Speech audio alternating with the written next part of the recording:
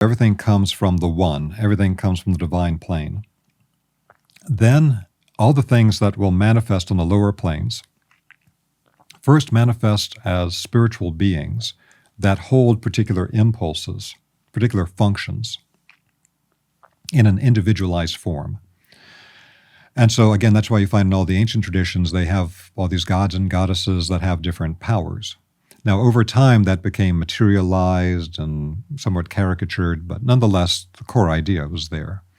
So as we're looking at the idea of the proper path of our spiritual evolution on Earth, there's going to be those forces that are part of the absolute correct pathway directly in our evolutionary trajectory of getting to our spiritual destination. Now, all of these things that we're talking about here, these core spiritual principles that form everything in our world, starting with divine to the spiritual plane, then to the realms of karma and causation with the causal plane, then everything below it, they're all thought forms in the mind of God. So that's one of the terms that I find absolutely essential on the spiritual path, is at the highest level, the thought forms in the mind of God are of all the differentiated systems that will create the alchemical chamber that we're incarnating into as human beings for the structuring process and the alchemical retort. And so those thought forms in the mind of God will manifest as beings on the spiritual plane. Now, that as thought forms in the mind of God always has a sacred geometric form to it. And that's why when you see these geometric forms in different traditions, they are themselves packed thought forms. There's very deep things behind what you just see as a simple shape. So, for example, if you look at the form of the tree of life, the gold pattern that I talk about, this core pattern of energy in the human body has a central channel and has two side channels. The human body is based on that. We have the right and the left sides, the yin and the yang, but before there was ever polarity, there was the one. There's that one central channel. So this occurs in the human energy body, in the central channel that goes from the perineum to the crown. Now this is not Sushumna. Sushumna is an interior channel of the spine, also a very important channel. But the one in the absolute center of the human body is the central channel that you see on the tree of life. It certainly connects to and works with Sushumna, but it's its own thing. Then we have the two side channels in the body that are polarized. The Ida and Pingala? Or Yes. I guess that would be different? Those are the forces within it. Yeah. They're not described that way in, let's say, the Egyptian, Jewish, Greek, Kabbalistic, but they do exist there. So we have, in this case, we're talking about two straight side channels. Got it. But within the two straight side channels is the potential for caduceus movement of the polarized forces, which is the Ida and Pingala. And at that point, they can begin to caduceus and interconnect with the chakra system. And whenever you get two opposite polarities connecting together, now we're getting to vibrational science. Mm-hmm. In vibrational science, you get two opposite polarities together. And this is also the core of Tantra in biological beings, but it occurs with everything. Two opposite polarities combine together, they will create a type of implosive cascade to center that opens up a gateway beyond time and space. And that's happening all the time with Ida Pingala combinations and caduceus. And there's things about this, not using the terms Ida and Pingala, but using other terms and connection to spiritual beings in things like the Greek tradition, for example. But if you understand the core pattern, you can find it, how it's being expressed in different ways. So we've got the two side channels in the body, which can also caduceus.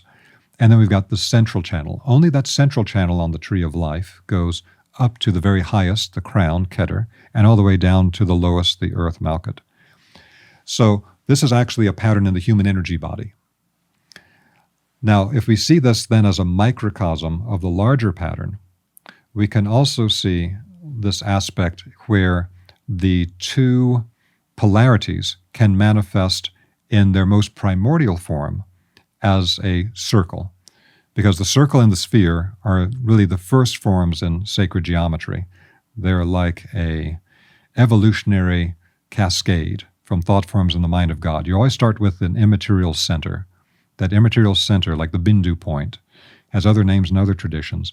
That immaterial center is the connection point to the divine plane. It's in the center of everything, not metaphorically, but literally.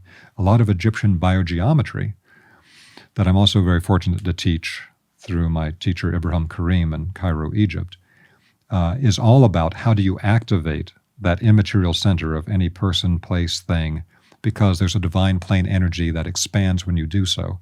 It's a remarkable system. So the beginning is always the immaterial center that connects us back to the divine, to the one. Then that moves outward, just like the concept of the singularity in physics, moving outward to form space-time. And that's what it does. It forms space-time, and it forms then around it, spiritual plane, causal plane, etc. So these planes then form in sheaths around it. Microcosmically, that is present in every person, place, and thing on Earth. Those planes also have this formation. This gets into technical knowledge of temple initiation and temple sciences, until you get to the outer boundary with the physical plane. So you always have that movement from the immaterial center out to the periphery, and that's what you see, for example, with the hieroglyph for the sun in ancient Egypt. It's a point in the center of a circle. And then that becomes, in later traditions, the point in the center of the circle for the Rosicrucians and Godhead. They'll have something under it saying that it's the form of the Godhead. Point in the center of the circle is the Godhead. The sun is the center of our solar system, but also connected to the divine plane and the Godhead. So it's a symbol for the sun, as in ancient Egypt. It's also a symbol for gold. So in alchemy, point in the center of a circle is a symbol for gold. That's because gold is the material crystallization of the energy field of the sun. Not metaphorically, but literally. It has that vibrational essence, which is why it was so revered in ancient times. Just like silver is the actual crystallization of the energy field of the moon. So you then have that form of the circle or the sphere as the primordial movement. So let's say you have one of those that is made of one polarity. Now if you're going to combine that with the opposite polarity, the two circles or spheres will overlap, creating the vesica. Yeah. So that's the whole idea behind the Vesica Institute. It's where the two opposite polarities, male, female, heaven and earth, inner and outer, all these sorts of things, then combine with each other, and where they overlap, in what today is sometimes called a Venn diagram, it makes that almond shape where the two become one. But then the outer sides of both circles where they're not overlapping then has the pure polarity information of the two. But this is like the key to Tantra. The two are overlapping, and they create that almond-shaped enclosure, and now you can connect back to the divine, to the Godhead. So if we understand that as a core pattern for how energy works, as when we apply that same principle to human evolution, then we have a central path that goes from heaven and earth and is like the direct path in our development. Which would be like Christos or the Christ channel kind of energy. Exactly. When we see it in the concepts and terminology of the Western tradition, this would be the energy of the Christ is held in that central channel. And then as we move it from the Christ level to the angelic level, then in the West, that central channel is connected to Archangel Michael, considered to be the most advanced of the archangels in the Western system. So you have that as the central channel, the only one that goes all the way up and all the way down in the tree of life microcosmically in the human body. And then you have the two side channels, and that manifests as what must occur if there's any freedom in a developmental system. For freedom in a system that is conscious and can make free will choices, you have to have the option to go off toward one polarity or the other polarity. If you don't have that option, there is no freedom. And so our challenge as human beings is how to stay on that path toward our spiritual destination and not get too pulled off to one side or the other. Now, just as the Christ, Michael, etc. in the Western system are the beings that are supporting us on that journey on the middle pillar, the middle path described by the Tibetans, because the Tibetan system is all about the middle path. Take that middle path, don't go too off to that extreme or the other extreme. So there must be spiritual beings that embody going off the pathway to one side, because this is really the pathway because we are spiritual beings incarnated in a physical body. It is the question of, how do I act as a spiritual being in a physical body, combining the necessities of spirit with the necessities of matter to get to the goal? Because that's a complex system we have to work with. All of the demands of the physical body, all the demands of the physical plane of embodiment with what the spiritual goal is, and to keep all that coordinated is a real art in every human life. So we have then, if it goes off balance with the perfect balance of spirit and matter, it can go off to the spirit side.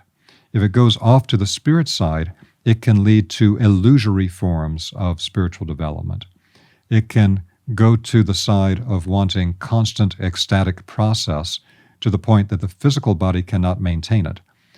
And so, like, example, if you're a heroin addict, you're wanting constant ecstatic process. But the physical body just degenerates if you do that. It can't take that, can't handle the charge.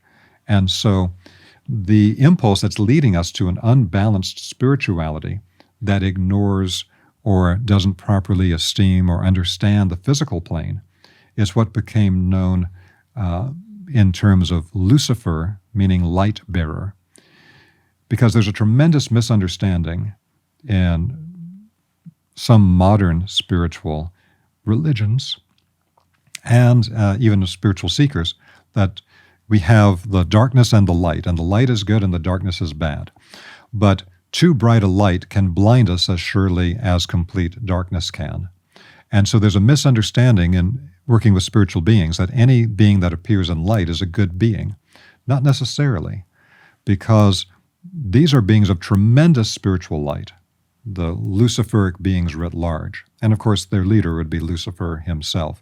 The problem of even discussing this, and I'm doing my best to go very pedantically, step by step through it, because otherwise if you just start talking about, Lucifer and Ahriman and Satan. There's so much conditioning. There's so much conditioning. There's so much caricaturing. It becomes so trivialized and so ridiculous that we have to understand that our thought forms about these things are highly corrupted. And so it's very hard for me to talk about this in public things because people have all types of knee-jerk reactions to these things. Either they don't exist or they want to go some fundamentalist route toward it. And we have to start from the beginning. So that's what I did the best, to start at the beginning with it. So we then have the Luciferic forces, which pull us toward getting away from everything we have to deal with in human physical life and just wanting to be totally spiritual and constant ecstatic process, things of that kind. So it manifests with everything of that nature, and it also manifests as, again, illusory forms of spirituality, spiritual teachings that are not true, because for the Luciferic beings, it's fun to influence human beings, which are like little children from their perspective, to like come up with these wild fantasies about what actually exists. They're not really that concerned with spiritual science. Like whatever wild fantasy you have about how things are, that's fine. So that's the Luciferic side. Then the Ahrimanic side is the opposite temptation to give all the weight to the material side of the incarnation. And then their ultimate teaching, just like the ultimate teaching of the Luciferic, is basically everything in the physical plane is a Maya, it's an illusion, it doesn't exist, get off the cycle of karma and reincarnation, there's no purpose for being here. And part of that comes from compassion for them. They have their own weird ways, but there's a term in Russian that means a kind of condescending pity. And they kind of have that. They're kind of like, why put these young spiritual beings through this thing? That looks terrible. Have a good time, get out of there. So on the other side, we have the Ahrimanic beings. They have the name Ahriman because that's how they were described in the Persian Zoroastrian religion many thousands of years ago. That was the first religion to describe them clearly, because that was at the stage of human development, the time that religion crystallized with its particular spiritual initiate Zoroaster that formed it.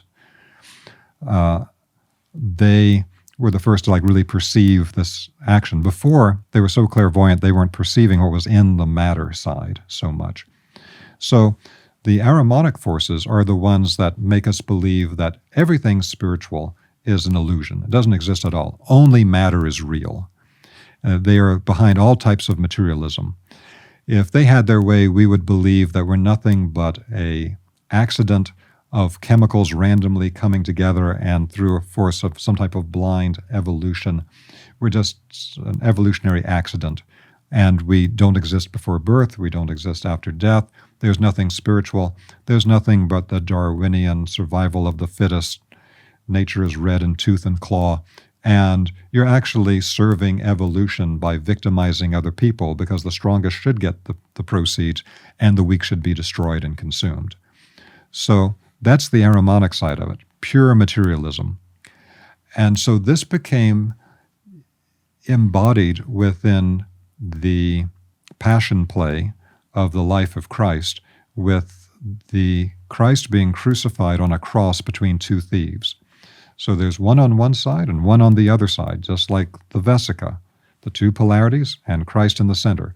The two pillars on the tree of life, and the one that goes all the way up and down is in the center, with Christ literally being crucified on it. The Shuma and Ida and Bingala. Yes, exactly.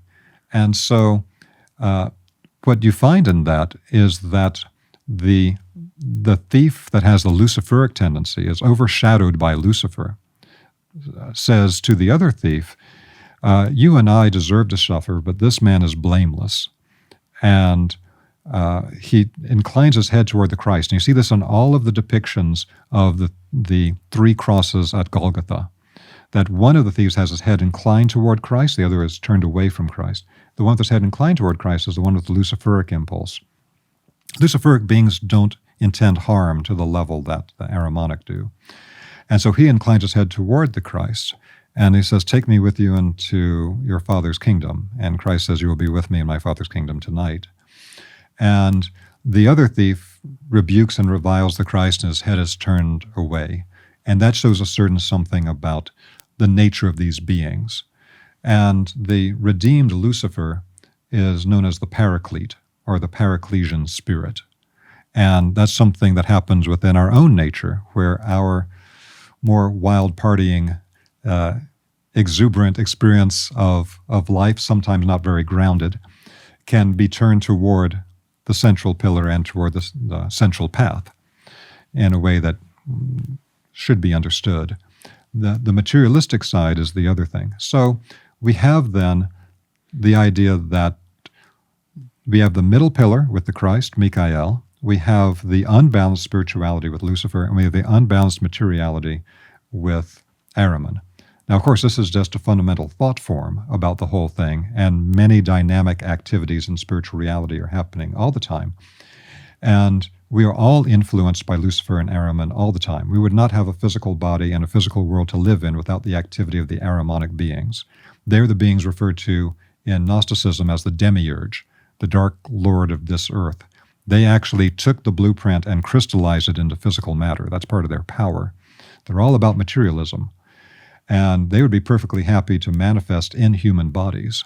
They'd love to do that. But because of certain things that are in place with the entire spiritual structure of human incarnation on the earth, by and large, they're prevented from doing that. Because that would be like getting an old child molester playing in the sandbox with the children. They're not allowed that particular thing, but they have to be present here. They have to have that magnetic pull toward their materialism side, just like Lucifer gives the magnetic pull to the other side, or else there would be no freedom in our development. In Rosicrucianism, all of the higher angelic ranks, the 9 ranks above the human race, who are conscious beings that went through their stages of becoming self-aware multiple cycles ago, and the ones that did it most recently are called the angels. 2 cycles before us, archangels, 3 cycles before archai, all the way up to many, many cycles before you get to cherubim and seraphim. So these are the great ancient ones they talk about in Gnosticism. These are ancient beings, massive consciousness states for these. And so the human race also has a name, because we are the group of spiritual beings that are currently undergoing our self-aware state to become independent beings. And so our esoteric name in Rosicrucianism is spirits of love and freedom. So we have to perfectly balance love and freedom in our lives the same way as we balance spirit and matter. In a sense, the spirit is connected to the love, And the materialism is connected to the freedom in the sense that as an independent being separate from the others, love is the force of attraction to merge back to the one. And that's very connected to spiritual activity. But you're not independent then. You're back to the one. And then the independence comes when you're separate from others, which is materialism. You're completely separate from others. You don't care what happens to others if you become totally materialistic. And it all becomes completely egocentric. Your own ego inflation, and then you control and dominate and screw over other people. So we have to balance love and freedom. Both have to be completely present in an alchemy that we're developing. So Lucifer and Ahriman have to be present with spiritual and materialistic sides, or we wouldn't have any freedom of choice. Many human beings will shade over to becoming more Luciferic. Many have shaded over to becoming more materialistic and Ahrimanic. Would you say many more? Like, is there an imbalance currently Ahrimanically? Certainly in the West, there's no question that Ahriman is ruling the day. And sometimes with people involved in this spiritual science work, we refer to Ahriman's flagship is America. America is Ahriman's flagship in the world. We're sailing on Ahriman's flagship, living here. Yeah. There's a reason why we might have chosen to live here. It is really leading this whole particular type of movement. Then you find more Luciferic tendencies in some of like the Eastern mountain kingdoms and things like that. And I say that without any type of fundamentalist like condemnation of them. These are incredible places. When you have places like Bhutan and such, where they look at, rather than the gross domestic product, they're looking at whatever they call the gross human happiness scale or things like that. I mean, I appreciate very much what they have. It's not putting them down to say that, but you see the different tendencies. Yeah. The East tends to be more Luciferic. The West tends to be more Ahrimanic. It's just a kind of tendency that happens with how that sacred geometry gets distributed in the world. So all this then comes together with understanding what people learn in a completely corrupted way about Lucifer and Satan. So people have been taught in the West today that Lucifer and Satan are the same being. Doesn't make the slightest bit of sense. Lucifer is the light bearer. He's a tremendous being of light. How does that connect to a satanic being that lives in the underworld as this type of corrupt, gnarled type of being? They're absolutely opposite forces. So they're not the same being at all. Now, in higher levels of even some of the more rigidified religions, like in Catholicism, the Jesuits will talk about, oh yes, Satan and Lucifer are two different beings. But outside of that, the way that it tends to get disseminated is people think they're one being. And again, that leads to a tremendous corruption. You always have to understand the middle path is the way we're going on, and we can fall off to either side without any type of sensationalistic understanding of the beings involved. It's just a matter of fact. Just like there are certain bacteria that we can't let spread in our bodies, but we don't freak out about the fact that bacteria exist.